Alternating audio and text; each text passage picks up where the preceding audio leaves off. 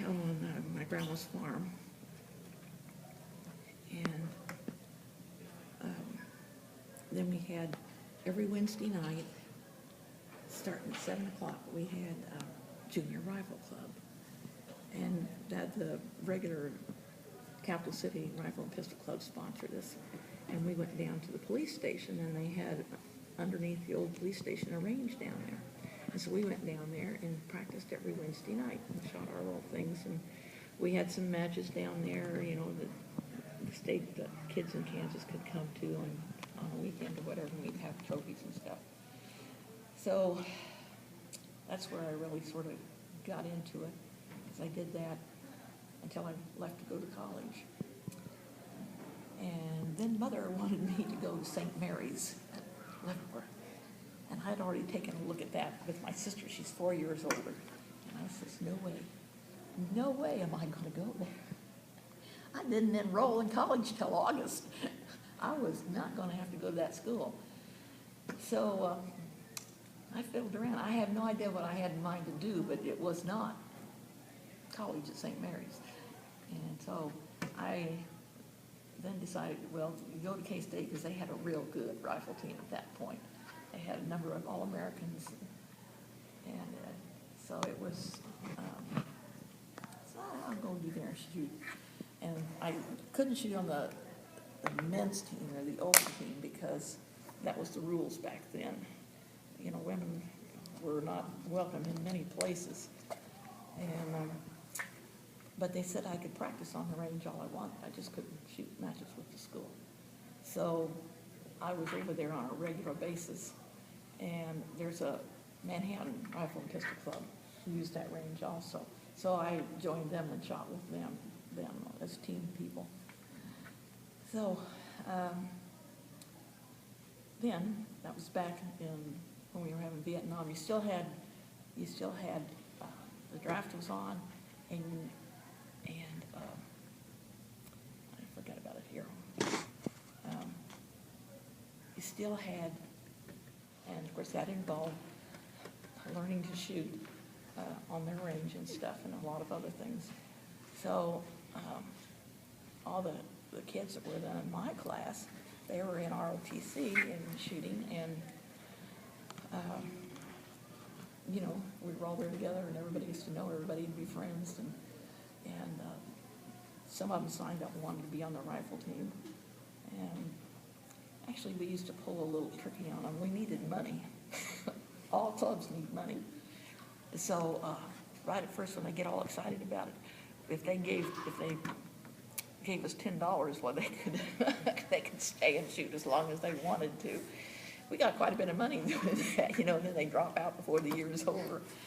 But that helped our finances quite a bit.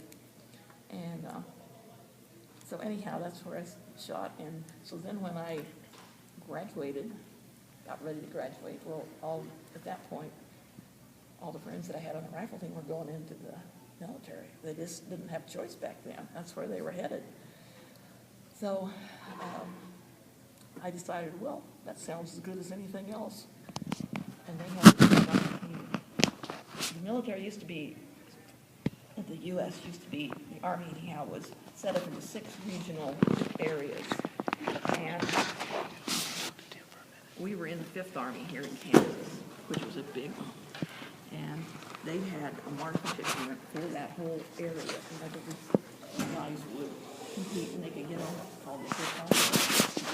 And then they got to travel in the summer and shoot and compete. So I said, okay. I didn't know what else to do with myself after I got out of college. I really wasn't too excited about majoring in chemistry, and I wasn't excited at all about being a chemist forever. So I did that, and they had the Army rifle team, which is a Fort Benning. And so, I can just make that. And I figured I could because in the summertime, the 5th Army rifle team, they shot all summer. And there were civilians on the range. I mean, the whole time I was in the military, you know, the civilians were paying our salaries and providing the money to buy the stuff called taxes. And so they had let us come shoot with them in the summer and give us the rifles that we needed, or loan us the rifles we needed and ammo. And so I went over there every summer and shot with them. And I did I had a grant in chemistry. I did that in the afternoon and evening. But anyhow, that's got me started and got me into the military. And so then, when I did go in, I got assigned down to Fort Benning.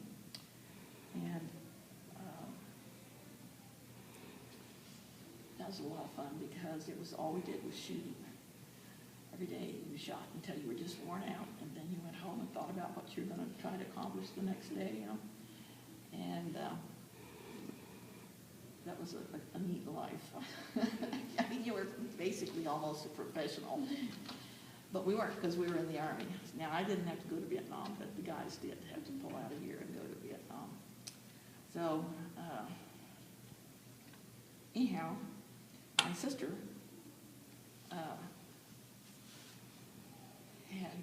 after the first time I went to Europe, I came home, I says, you have got to go to Europe. Just no two ways about it. I mean, so she says, oh, is that great? I guess I better go. And she had, what was she teaching? She was teaching junior high, I think, in Topeka, but they didn't have long-term commitments, you know, it was kind of every year. So she decided then that she found out about teachers. They hire teachers to teach military kids overseas in the military schools. So she decided to do that and went over there for a year. And she saw Europe every weekend. She had a friend over there too, and they went different places to see Europe. So when it was, after I'd been there that year to the military, and she came back from Europe, and she said, I don't know what to do. I says, oh, well, why don't you come down here and live with me and you can shoot a while, you know, do whatever you want. So she did that, and we had a lot of fun. And then she got, at that point in time, we were talking like last half of the 60s. There was a lot of civil rights movements on, okay, wars, civil rights, whatever you want to call it. It was going on full steam ahead here. And one of the things that was brought up, not only were people being segregated by race, but we women were being segregated because we were women, you know, and you couldn't have anything back then. The schools, right here at good old Hayden High School, you had men's football, men's basketball, and men's track. That was it. We women could come to the pep club and cheer. That was your job. And so when they started this, my sister, like I said, she likes to get in and run things and do stuff like that. She got very interested in it. And Senator Ted Stevens, he was from Alaska, and he was killed a couple of years ago. It's probably been 2 years ago on an airplane crash. So anyhow, he was the head dog on the sports, what do you call it, sports, not event, but anyhow. And so she had worked with him and, you know, deciding some of the rules that they put up and what they needed to have. And, you know, because, of course, the first thing is, well, we can't take a thing away from the boys. That'd be awful, you know. And you weren't allowed. We couldn't even walk on the dang gym floor. They were just sure we were going to ruin that gym floor if we walked on it. So, where was I here? We got,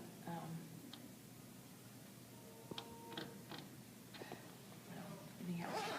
So she got involved, and we all got involved in, you know, it was Washington, D.C., and Senator Stevens had people come in and talk to him that he thought would help and give ideas and do work. And so she got very involved in that, working with him. And she was excited because then she got to meet a lot of the women athletes that we did have in the U.S., you know, like Billie Jean King, okay, and who was a good golfer. I can't think of her name. But anyhow, they were there, you know,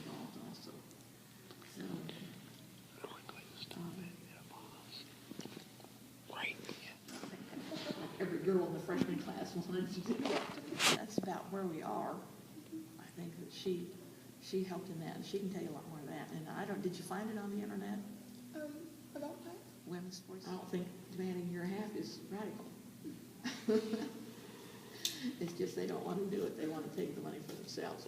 Look how much money Nebraska used to spend on football. I mean, they didn't want to spend that kind of money on the girls, let me tell you. So, they had to comply. They fought, a lot of schools fought it, but they had to finally. So that's kind of how I got into it. And, well, my dad started the thing with the Capital City Rifle Club that we could go, the juniors. And so age 11, we were 11 to as long as you wanted, 21, but most of them quit after they got to college because they didn't have time to come down there. Or they went away to college. We had a lot of kids go away to college then. So, are those all your questions you're going to ask? Yeah. 53, because I was going to be 11 scholarships at that point, because the Arlo, they graduated then. And so I was, by the end of the freshman year, I was shooting better than the guys that were coming up. So Lancaster